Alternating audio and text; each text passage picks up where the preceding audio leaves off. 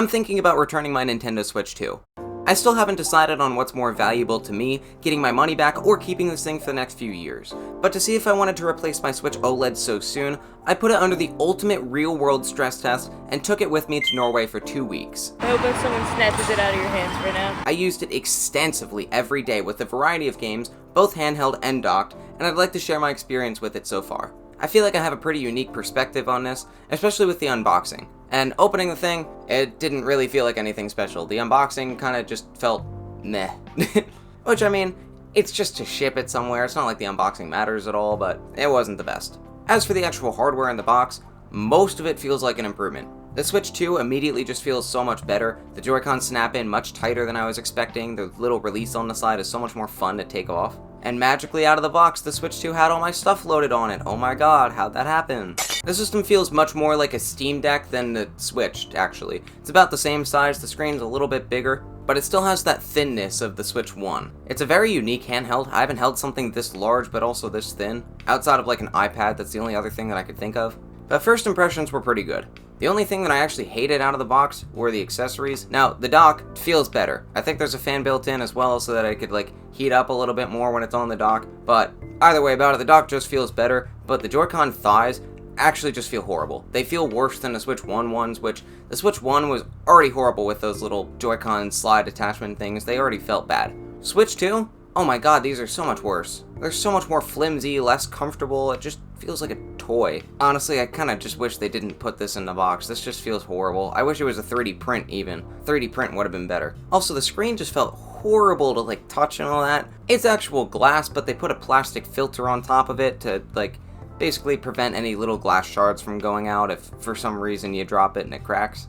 Smart on their end, but I would recommend a glass screen protector. They just feel so much better with the glass on there. But if you mostly play docked, you really don't have to worry about it too much. That's just an expense that I would recommend if you do play handheld.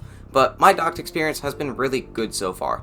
You get two options in terms of video output. You get 4K 60Hz or 1440p 120Hz. Basically, you get the choice of sharper picture or higher frame rate, if your TV allows it. Now, why can't it do both when every other device in the fucking planet can? Ask Nintendo. They put HDMI 2.0 in. But I mean, my TV's 4K 60, so it doesn't affect me much. It's just future-proofing it, you know? But at least for me, like, all the games that I played on here look and play great. There's really no issues with anything so far that I've had. The mouse functionality of the Joy-Con also feels super nice to play on the TV. I was expecting it to feel horrible, and if you don't use the little Joy-Con attachment thing for the mouse, it does feel horrible. But as soon as you put that on, it actually feels so much more comfortable than I expected. The click is nice, they use the joystick on the side as like a scroll wheel, and it slides great across like any surface. The ZR and ZL buttons also feel so much clickier and easier to hit. There's always an issue with the Switch 1, but with this, like, sometimes I hit them on accident when I'm holding them just normally. Which, I mean, it doesn't affect anything, but still. Goes to show how much easier it is to press. The only downside to my Joy-Cons is that the right release button kind of feels loose. I don't know if this is going to affect anything in terms of longevity, but, I mean, it's good to point out.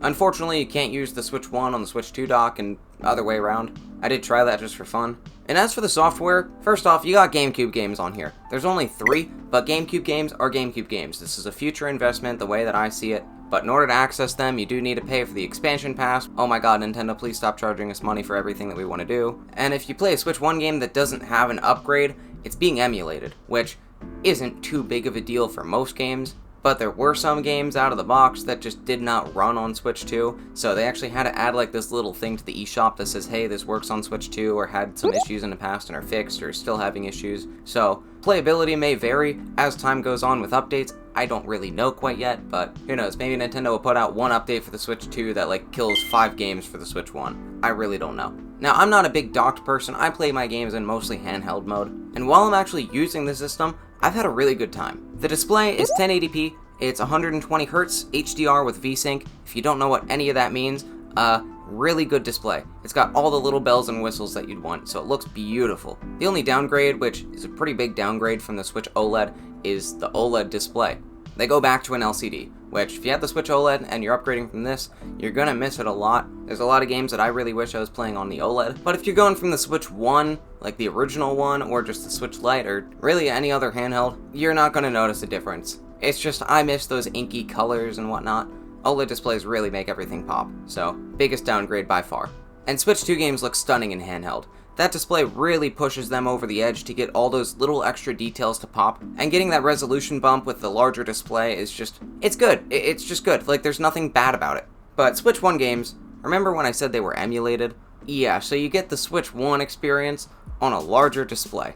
And what makes it even worse is that this larger display isn't even a resolution that scales properly. So not only do they look as bad as Switch 1 games did in handheld, but now they all just have like this jittery look to them.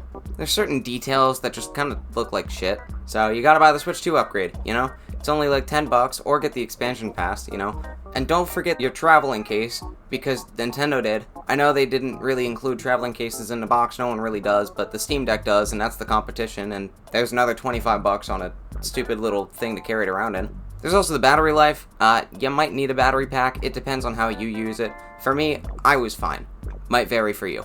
But I did learn a lot from the trip on the actual, like, portability of this thing, and a lot of the little features that I kind of wish it had. But first off, I just want to compliment Nintendo on the second USB-C port. Oh my god, that thing saved me so many times. I usually had chargers and everything like that on me, so just being able to, like, put the system down, hold the Joy-Con, and just plug in, like, a battery pack to the top of the Switch, that's basically exclusively how I use this thing in handheld. It's also because whenever I try to hold the system itself for long periods of time, I'd say after like an hour, hour and a half, like the palm of my hand would start to go numb, which just wasn't an issue on the OLED. So like for this, I've had to put the system down just to let my hand rest for a little bit, because this system is so much heavier than the old one, and it's just as thin, so it's like, you just have this really large rounded edge that's just always going into your palm. I don't know. I would just get a little grip if I were you, which, by the way, another expense, thanks Nintendo. But if you're just playing in tabletop mode, you should be fine. I also kind of miss the size of the Switch OLED and also the battery. Like, for me, the battery's not an issue because of that top USB-C port, but it means if I ever want to take this somewhere that's not Norway, I'm probably not going to have a charger on me, and the battery will become an issue. It's also just harder to bring around. It's heavier, it's larger. Like, I feel like I have to plan what I'm going to bring with me, like if I'm bringing a backpack or something, just to bring this thing around with me. And it's especially hard to want to bring this around when there's not too many Switch 2 games that interest me yet. Now, I got this because of Metroid Prime 4 coming out. I really want to play that. And, like, the system's gonna go on for another 7-9 years, however long Nintendo wants to go with this one. So, like, I know there's not many games that interest me at this exact second, so I'm mostly playing Switch 1 games right now. But it is an issue that I have. But I think the icing on the cake for this one was just, it uses all the old accessories. It shouldn't be an issue. But if you do plan on selling your Switch 1, or you just want to leave it unplugged or something, you're going to need a little charger to charge your Joy-Con, your old one, if you do plan on keep using those. Because you can play multiplayer with them still. They still work on this system, same with the Pro Controller and anything Switch 1. I'd say a solid 95% of the accessories for Switch 1 still work for this system. But you got to get a new charging dock, and then there's no way to charge those Joy-Cons if you do plan on traveling with them. So it's another expense. So at the end of the day, the Switch 2 for me was $450 for the system, $25 for a screen protector, $25 for a case, $50 for the online, and I'm probably going to have to get one of those Joy-Con charging docks now, so that'll probably be another $10. And if I do plan on keeping the system for much longer and I keep using it handheld, I'm going to get a grip because, oh my god, this thing is so much more uncomfortable to hold for long periods of time, which I have no clue how much those are. So if you total everything up, the system's a lot more than $450. If you're just getting the Switch 2 and nothing else, I would honestly say that the Switch 2 is not a bad system, especially for the price that you're paying with how much performance you get out of it. Me as a tech enthusiast, oh my god, this is a good deal. But if you actually want to use this as your main system on a day-to-day basis, go into it expecting to spend more than the $450 in the tax. So should you buy this system?